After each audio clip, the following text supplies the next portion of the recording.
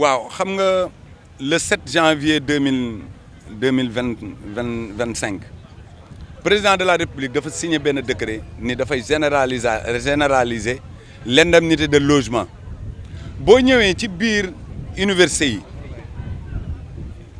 am na ñoo xam ni déjà ñoom am nañu indemnité boobu ba pare léegi ñu dindi ñenn ñi ni leen waru leen ko am ñu toog ba yàgg président signé ko depuis janvier 2025 ni PATS yëpp wala liggéeykat yi nekk ci état bi yëpp dañuy am indemnité de logement boobu nun ñuy dégloo ñun ñiy liggéey ci université yi ñuy dégloo ba fii ñu taxaw particulièrement ñi nekk ci enseignement supérieur région de Thiès ñun ñëpp ñoo daje fii mais boobu ba léegi mënaguñu am benn réponse boo xamante ne dana tax nu mën a xaar wala nu mën a dégloo wala ñu ni lii lañ ñu wax te def nañ ci ay séminaire waxuma la dara mais xaalis biñ ci yàq rek pour ay séminaire de 2-3 jours des réunions au niveau du ministère yooyu yëpp ba léegi mënuñu ci wax dara loolu moo waral tey jii nu woo njaboot gi woo ñi nu jiitaloon technique suñu kanam ni leen kaay leen nu waxtaan wax leen lii la nu nas ci Sénégal gi yëpp nag lii ñuy def nii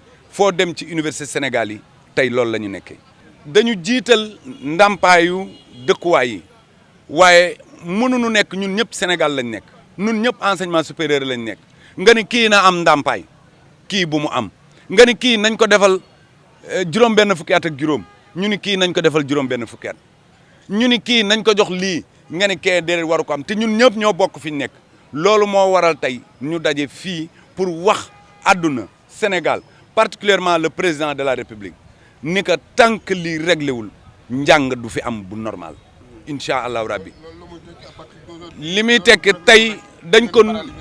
tey dañ ko nuyoo ni que tey kenn du liggéey dañuy ñibbi tey dañ ko def débrayage ba lundi incha allah bu lëndee bu ñu ñëwee daanu xool lan la ñuy defaat.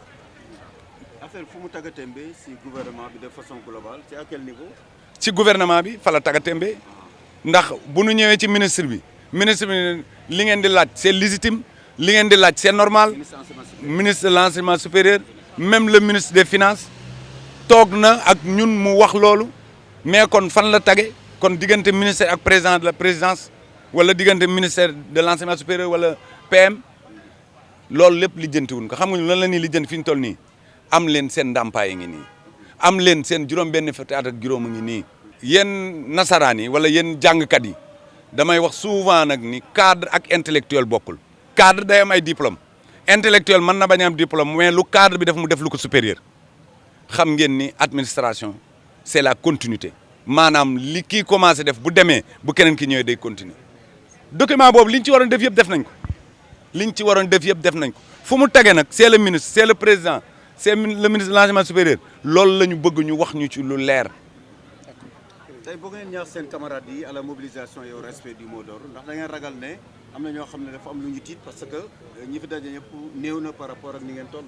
waaw parce que am na ci autorités yoo xamante ni déjà des fois dañuy dem grève wala ñu dem débrayage ñuy woo agents yi bu ñu leen woowee ba pare am lu ñu leen cax ci suuf. di leen xëpp waaw yooyu yëpp mi ngi ci biir bu ko defee bu dee sama classe gu ragal gi dañuy daw dem bureau ba te boo demee grève dañ la war a réquisitionner bu ñu la soxlaa bind la te loolu ministère moo koy signé pour nga mën a dellu sa bureau dem liggéey.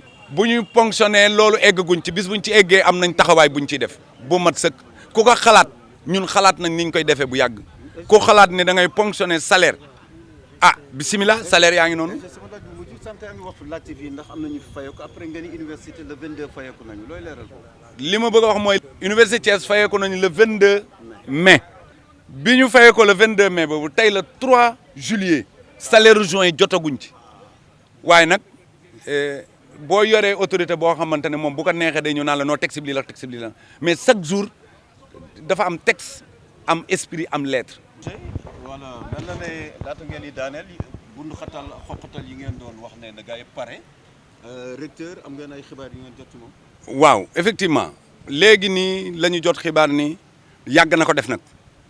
te c'est le seul recteur boo xamante ni bu université nekkee en mouvement wala ñu am lu ñuy te li ñuy soxla di ko laaj du moom lañ ko laaj ñu ko moom en tant que recteur gouvernement bi la ñuy waxal ñun moom amuñu leneen lu ñu koy wax tey mi ngi defaat mëninam di bind di laaj nañ ko wax kan ak kan moo xëyul liggéey di xuppe mais cette fois-ci def na ko fi gars yi toog di ko xool mu defaat ko ñu toog di ko xool dañ koy wax moom syndicaliste la woon te da daan grève da daan def tout kenn mësu ko def dara na xool ci loolu mu bàyyi agent yi ñu nekk à l'aise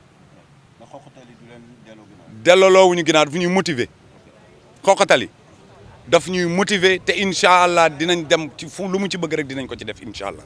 Oui, aujourd'hui nous avons observé un débrayage au niveau de Thiès. Et comme vous le constatez tous, vous avez vu la foule immense qui est venue répondre à notre invitation et cela montre que ce que nous sommes en train de réclamer est légitime. Ce n'est rien d'autre que la généralisation de l'indemnité de logement. Le président de la République avait signé un décret en généralisant cette indemnité pour tous les agents de l'État depuis janvier 2025. Et nous, les partis du Sénégal, jusqu'à présent, on n'a pas encore bénéficié de cette indemnité-là. Et toutes les démarches ont été effectuées au niveau de l'autorité, à savoir le ministre de l'Enseignement supérieur. Et jusqu'à présent, on n'a pas encore gain de cause par rapport à cette question. Et le ministre évoquait une base juridique, et je pense que cette base juridique a été réglée lors du séminaire qu'on a tenu au niveau de Saly, et en présence des recteurs et des directeurs des centres. Et une décision a été prise, un document a été déjà fourni pour soumettre ça au président de la République. Et depuis cette date-là aussi, l'État n'a pas encore réagi. C'est pourquoi aujourd'hui, nous sommes levés pour dire non, il est temps que cette indemnité soit généralisée au niveau des partis du Sénégal. C'est ce qui a amené aujourd'hui cette assemblée générale dans toutes les universités du Sénégal. Aujourd'hui. Bon, moi je pense que les autres revendications, ce n'est pas l'ordre du jour à 100%. Ce qui nous a motivés aujourd'hui, c'est les indemnités de logement tout court. Et nous interpellons directement M. le Président de la République, Bassirou Diakhar Diomaye Faye. Parce que c'est lui seul qui peut décanter la situation.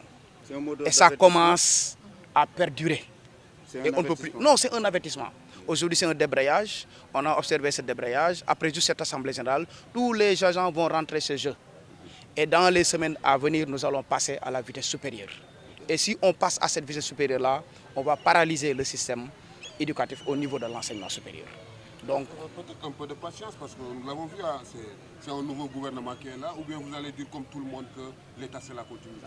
Oui, l'État c'est une continuité, étant donné que cette question a été réglée par le président de la République avec ce décret qu'il vient de signer.